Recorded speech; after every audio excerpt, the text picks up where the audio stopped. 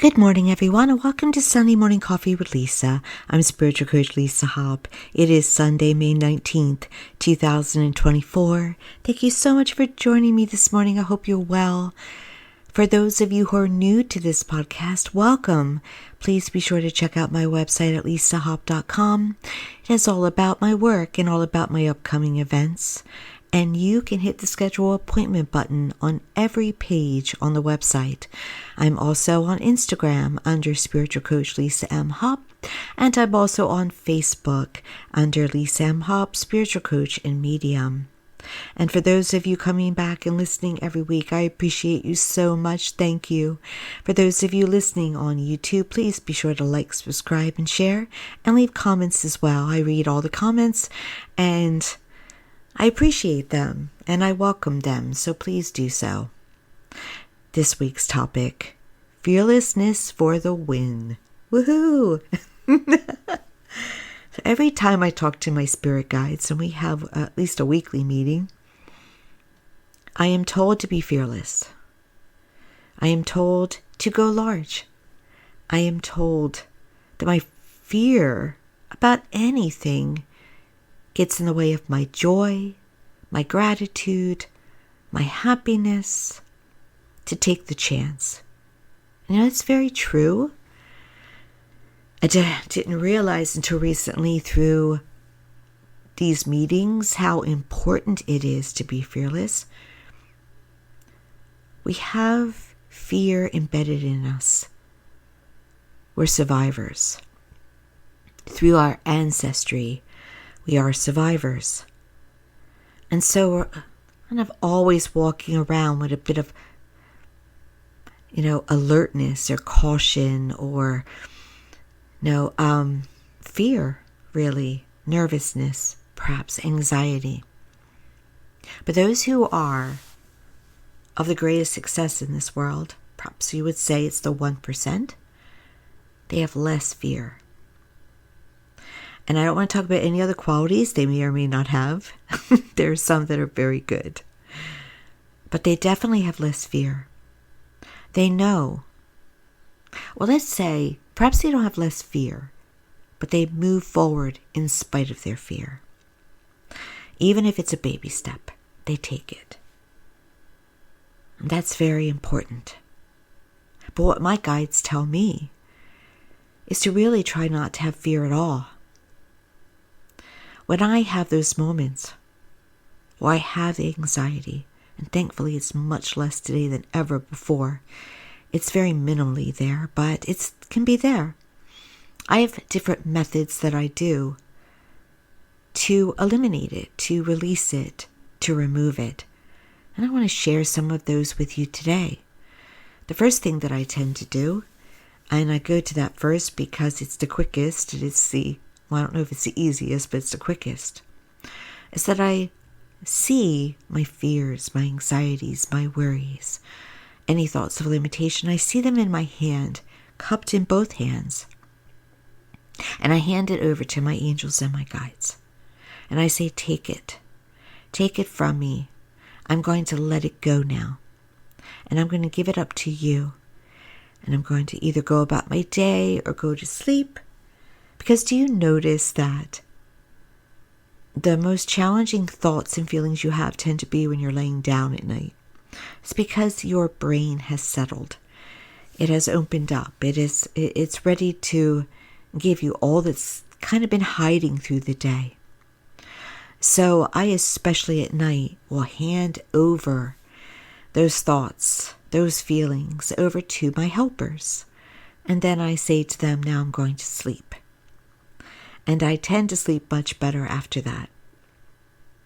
The second thing you can do, and I also have started to really do this, are emotional freedom techniques, such as tapping, which I do offer as an add-on and solo session at my office. I'll show you how to tap, how to word your phrase, and if necessary, I'll even tap for you. Which the locations are located on the side of your hand, on the top of your head, on different points on your face, and under your collarbones, and also on the side of your body. And those are where meridians are located. And much like acupuncture works with needles, tapping does the same thing, except with the use of 2 to 4 fingers instead of needles. So what I will do is I will say, even though I feel this, even though I have fear about this, I deeply and completely accept myself. And I will tap and tap and tap until I get to either very low or nothing. Sometimes it goes under 0, the 10 being the worst, 0 being the best. And so that is one way to go in eliminating those fears as well. There's also a wonderful method called the Sedona method, where you talk through it. Could I let this go? Would I let this go? When? And you see, now I just didn't even form a phrase, but yet I felt like I just let something go just by saying those 3 sentences. So there are tools out there to help you to eliminate fear, but the greatest tool truly is faith, belief, hope. You're gotten. Your back is supported. Heaven, your angels, your guides, your loved ones in heaven, they all have your back. God Source has your back. Masters such as Jesus and Blessed Mother Mary, they have your back. All you have to do is ask them with your free will for help, and they will assist you. Now sometimes, maybe too often, we don't always perceive when we're being helped. We don't always see it's happening, but it's always happening. It's kind of like behind the scenes work. And they will go ahead in your path and set up that help.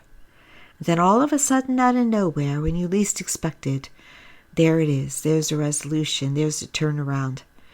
There's the change. Now, sometimes the change is masked. It looks negative, but stay with it, because it's really only good trying to come into your life. And yeah, you are powerful. I know so many people that want to have the brain, the feelings of negativity. They want to blame others for their lives. They think it's the government or an ex or an employer. That's not the case. You create your life.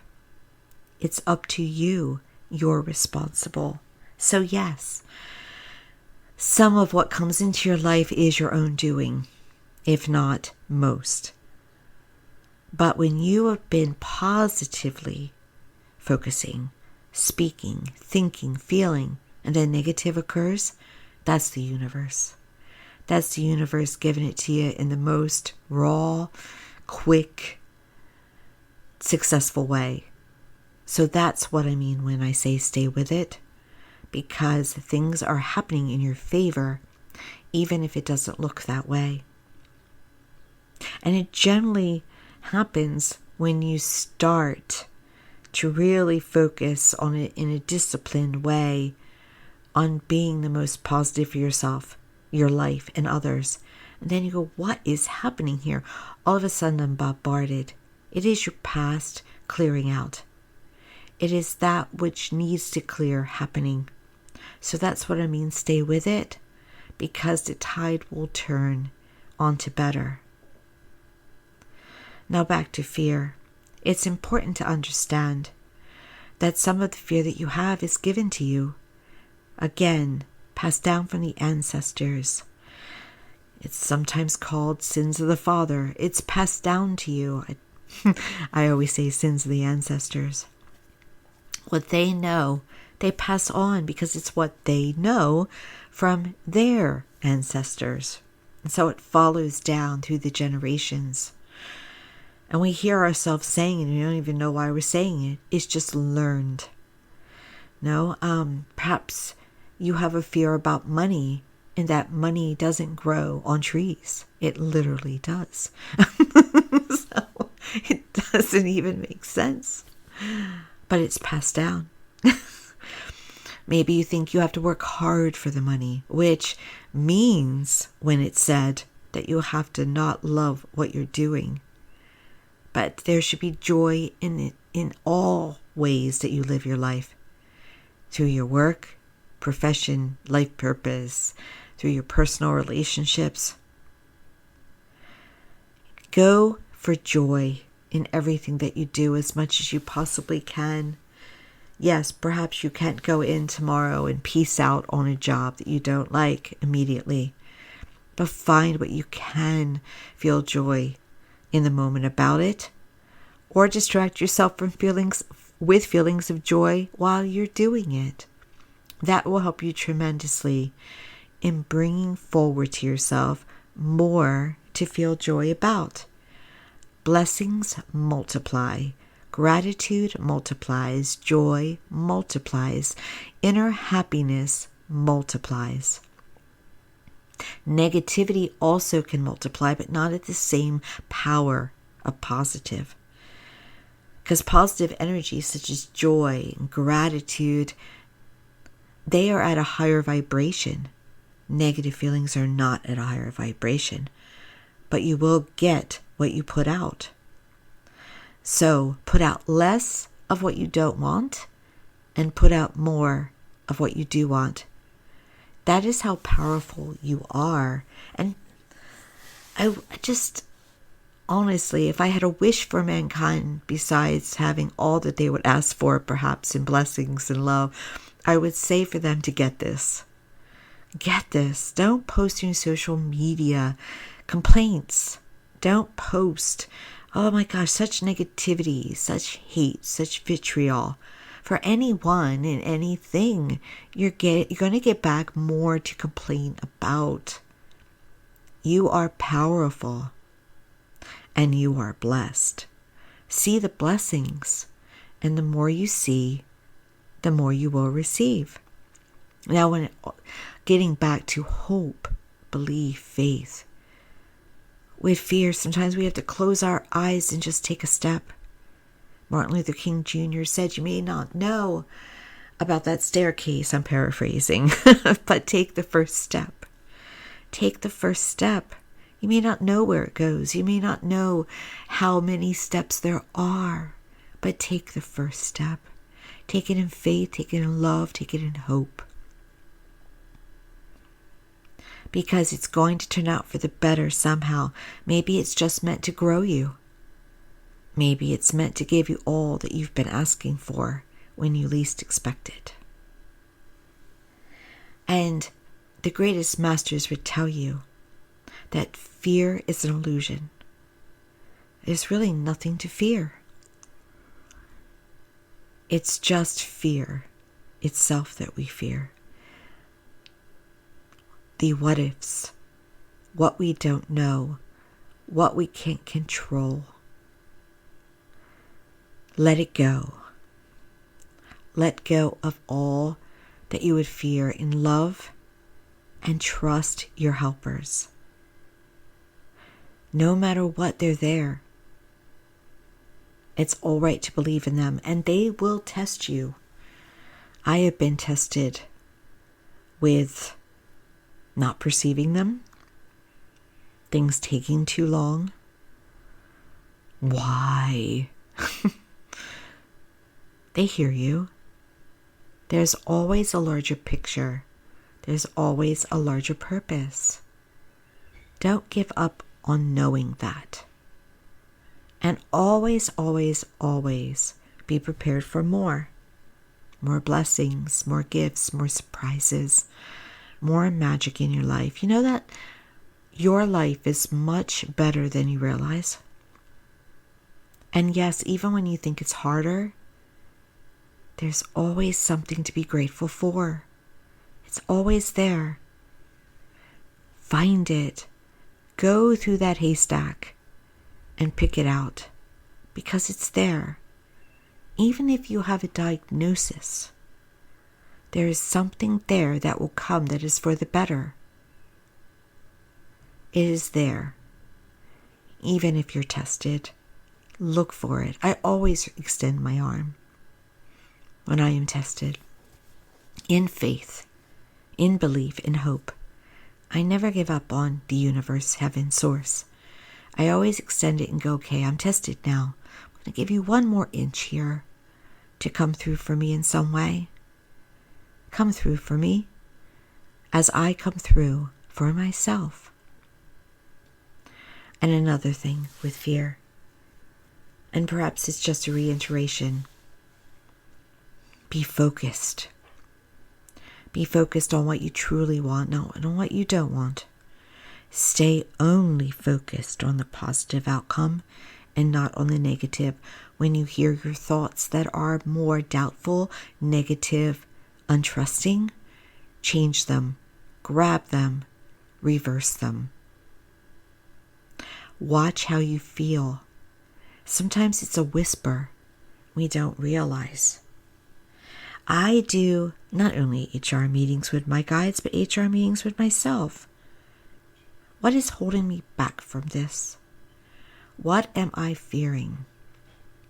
What am I feeling about anything? And then I go to work at it through tools, as I said. Tapping, inner meditation. Meditate. Center yourself in the moment. Go to that place where you can visualize and feel your ideal life and all the wonderful feelings of it. The more that you do that, the more that you're likely to get it. What you focus on expands and wants to come into you. So if you're focusing on a wonderful home and having it, and focusing and focusing and focusing, the opportunity for that home has to come. It's natural law. Just this morning, before I got on with you, I noticed a local home for sale.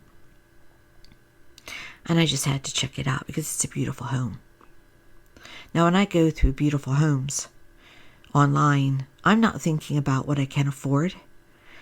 I'm not looking at the money of it. I'm looking at, do I want this home? Do I like how it's decorated? Am I going to have to renovate it a lot? Or is it move-in ready? Does it have what I'm looking for? This particular one has traffic I don't like. It's going to be a hassle. No, it has a nice back driveway with more than one garage, or ability to park more than one car in the garage. But you still have to make it out to a certain road where there's two-way traffic that's very congested. If only it were a different location. I look at that. I don't look at the percentage rate, of what it would be to finance it. I don't look at anything like that, because that is always attainable.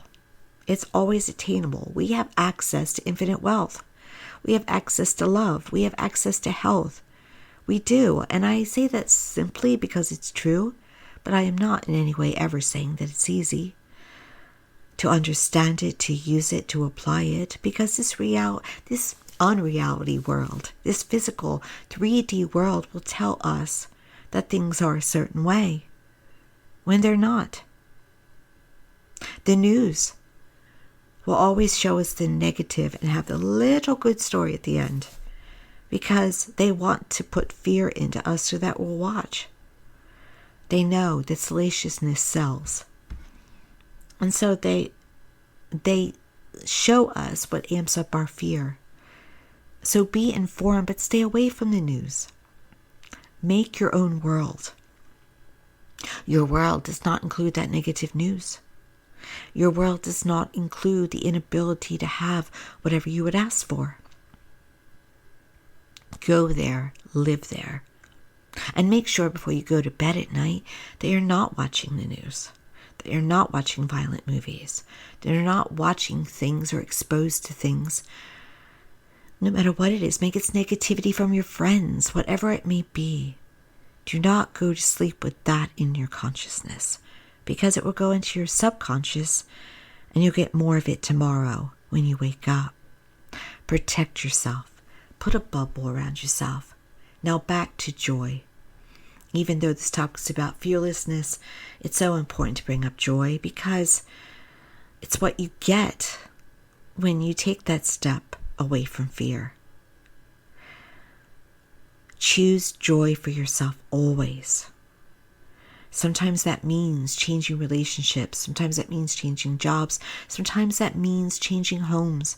Sometimes that means making changes to your physical body. Whatever it may mean, seek joy.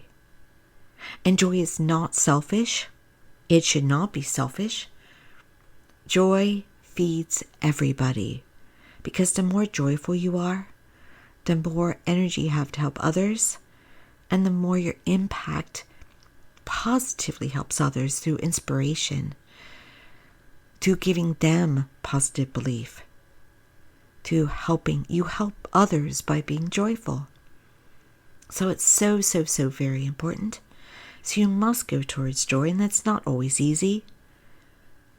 I saw an article, I didn't read it, but I saw a headline about the difficulty of adults choosing to part from family. Sometimes we have to do that in order to bring ourselves joy. If it is not healthy, it should not be in your life. Release. As much as you possibly can, release. Meaning if you don't want to release entirely, give yourself breaks. Give yourself boundaries. Boundaries is so important towards accomplishing joy, accomplishing the love and the health and the vitality and the wealth that you want in your life. So important. It's all right to have a high bar. It's all right to say enough is enough is enough. I've done that. I'm in the process of doing that even more, because it's so important to live the best life, the most healthiest life, the happiest life that you possibly can. And let go of what others may think of you, because people are coming from their own story, their own traumas, their own feelings of lack of healing. Karma takes care of everything. You should not wish for it. I saw yesterday, it made me smile. I saw such a duality with someone. They are in a media company which interviews spiritual people, some more successful spiritual people. Yet they had the mix on their Facebook page of enjoying people being punished. No, it wasn't judgment. I just thought, what a duality. That they don't realize, or maybe they do and they can't help themselves through their own journey, is that when you celebrate another's karma that is considered bad karma to them or consequences, when you celebrate it, you're asking for the same for yourself. You understand? What you celebrate, you get the same for yourself, whether it is good, whether it is bad, whether it is ugly. So you don't want to celebrate another's struggles. You don't want to celebrate another's day with karma. You just want to observe it. And that's what I do. I observe. I go, okay, there it is. It is rightful. And then I go about my life. Because I don't want that energy coming into me. It's not the consciousness I want to be at. But I see so many spiritual people that celebrate energy that they are not understanding will in some way reflect itself in their lives. And I am not the karma police. I was once. I would try to advise. I wanted to be a teacher. So I tried to teach. But you cannot teach those who wish to be unlearned. Okay? People are in their own place with their own defenses, and it is important to accept people for where they are and who they are, and to really send them positive energy, light, best wishes, privately seek privately on your own without announcing it, just flowing it to them. But I see it. I see the humanity coming out in them, I would say, in that way. And they don't realize their own power for themselves. I would say they probably would say it to others, but don't apply it to themselves. It's so important to be what you really want for your life. If you wish to be fearless, be fearless.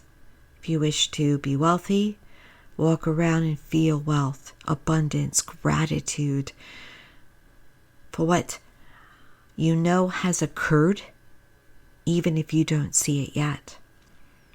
To as much as you possibly can, be from a place of love. And I will tell you, my guides, my angels are so awesome that they will always instruct me before they know I'm going to be challenged. They'll do it the morning of.